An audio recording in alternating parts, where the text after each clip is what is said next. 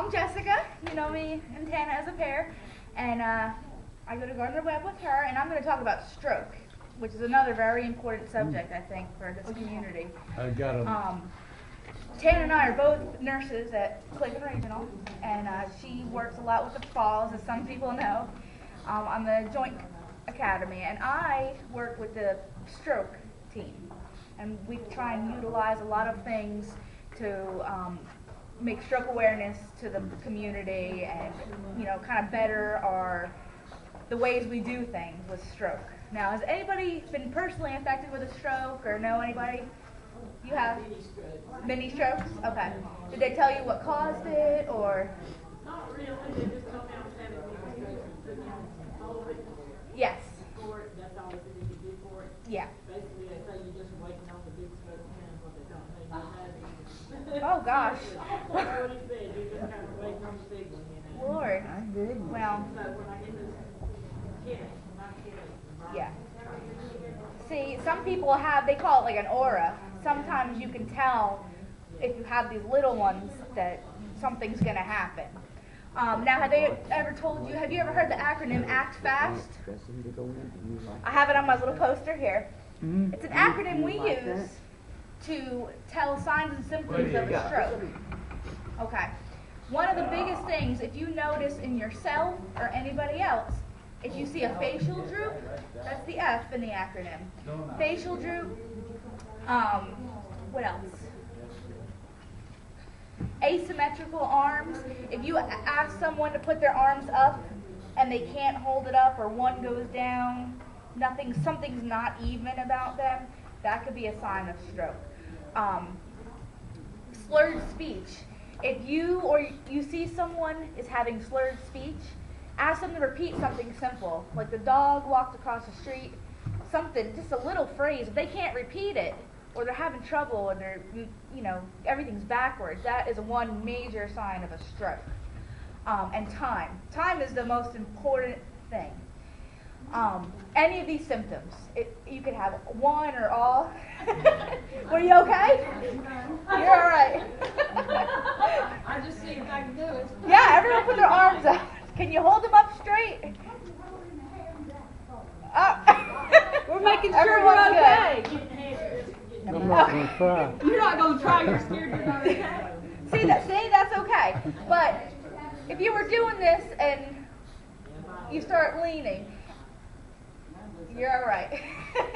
Stroke is all about symmetry. If you notice one side of the body isn't kind of working as well as the other, that's a big, big indicator.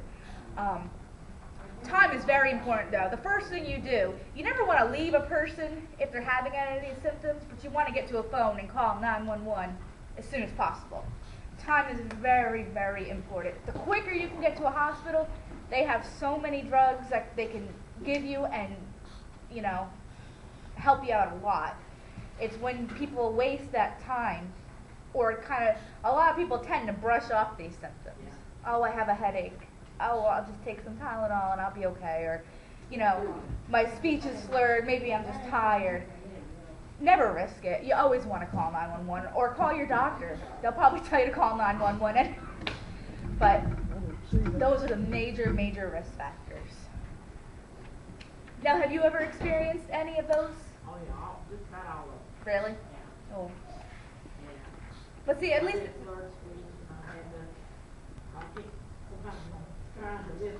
Right. Yeah. And mine was just learning a severe headache, learning like top of my head was on fire, and it just kept coming. I'd take G-Tyler or aspirin for it, and if I could leave it for any long, that would be it. Right. Right. Now, does that happen every time you have a mini? Yeah.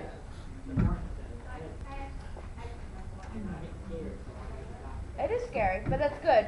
Seeking help immediately is the right thing to do. I had an experience one morning.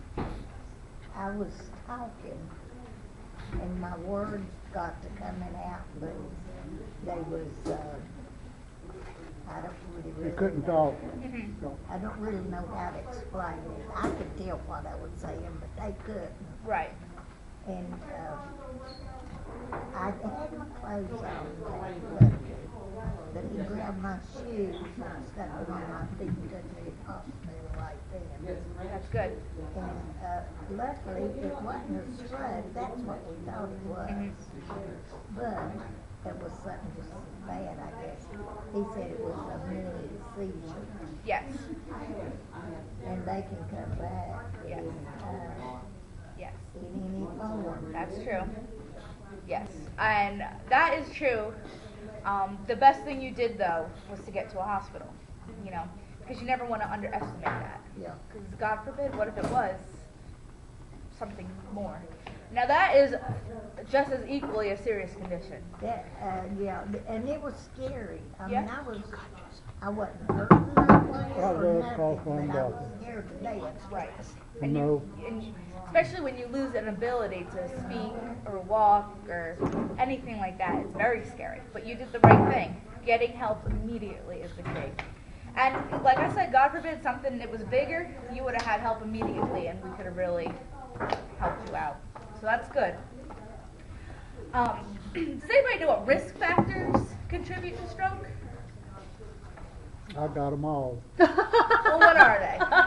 Well, I've got completely blocked on one side and nearly blocked on the other. Yep. Smoking, Yes. overweight, Yes. alcohol. Yes. Yes. Very good. I know what they are, 'cause I do them all. Yeah. Yeah. That's why I know what they are. I'm coming to see you real soon. But That's my ideas. I go get checked every 6 months. That's the key to prevention.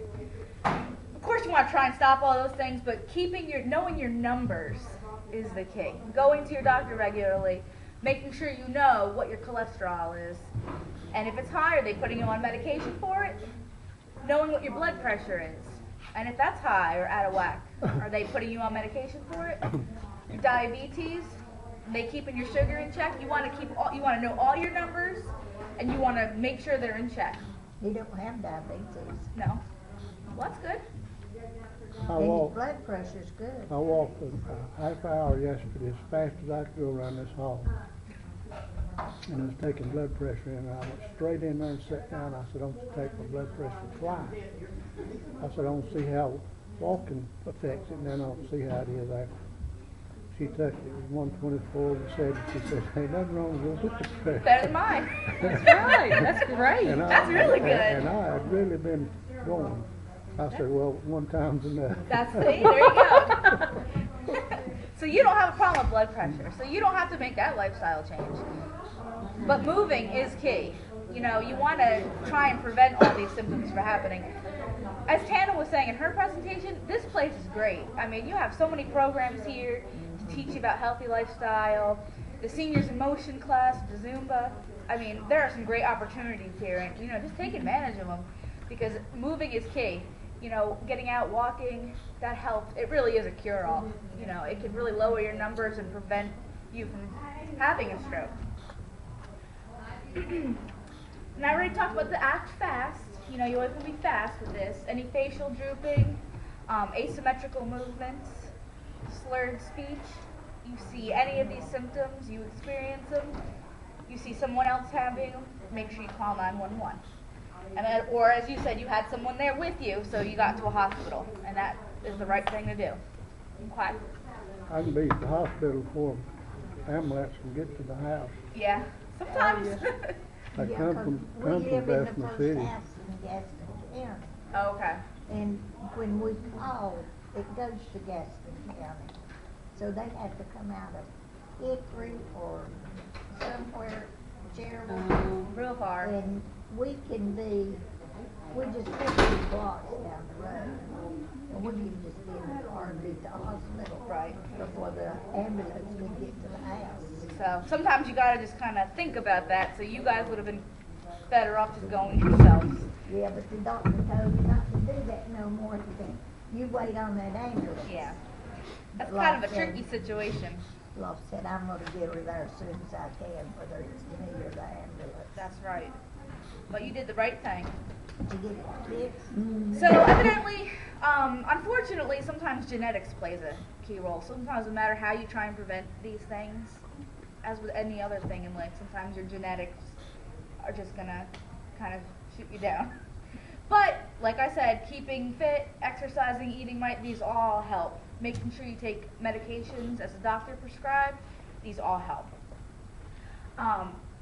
Down here in the South, in North Carolina, this is one of the biggest areas. We call it the stroke belt.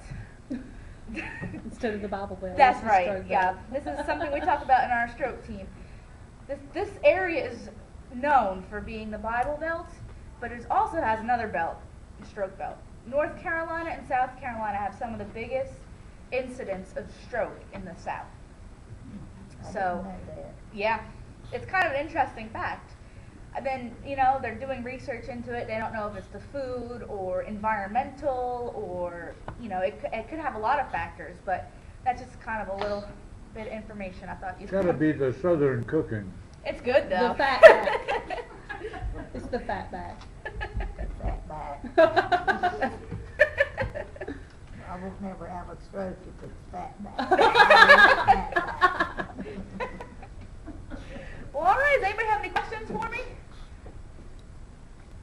No? All right. Oh, That's thank you. it. Thank you Thank very you, guys. much. Thank you very much.